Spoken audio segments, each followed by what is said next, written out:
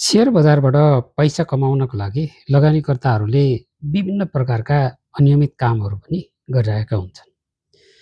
त्यसमध्येको एउटा हो र्याम्पिङ। र्याम्पिङमा लगानीकर्ताहरूले कारोबार समयको अन्ततिर सेयरको मूल्य बढाएर कारोबार गर्ने गर्छन्। जुन कम्पनीको सेयर आफूले बढी होल्ड गरेको छ त्यस्ता कम्पनीहरूमा लगानीकर्ताहरूलाई आकर्षित गर्न र मूल्य बढेको देखाउनको लागि उनीहरूले आफै बीच कारोबार गरेर भए पनि मूल्य बढाउन प्रयास गर्छन् र आज बढेको मूल्यले लगानीकर्ताहरूमा एक किसिमको सूचना प्रभाव हुन्छ र उनीहरूले मूल्य बढेका कम्पनीहरूको सूचीमा यसलाई पनि देख्छन्।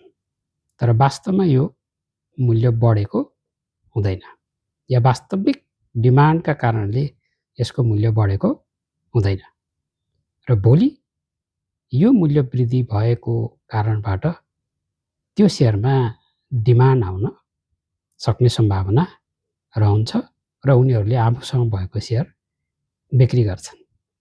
त्यस पछाडि सेयरको मूल्य बढेको देख्न सकिँदैन, त्यो निरन्तर घट्दै जान पनि सक्छ। सेयर बजारमा गर्ने यस्ता विविध अनियमित कामको फासोमा सर्वसाधारण लगानीकर्ताहरू पनि पर्छन्। त्यस्ता विविध अनियमितताहरू के हुन सक्छन् भन्ने बारेमा तपाईँ यो नेपालको सेयर बजार किताबमा पढ्न सक्नुहुन्छ।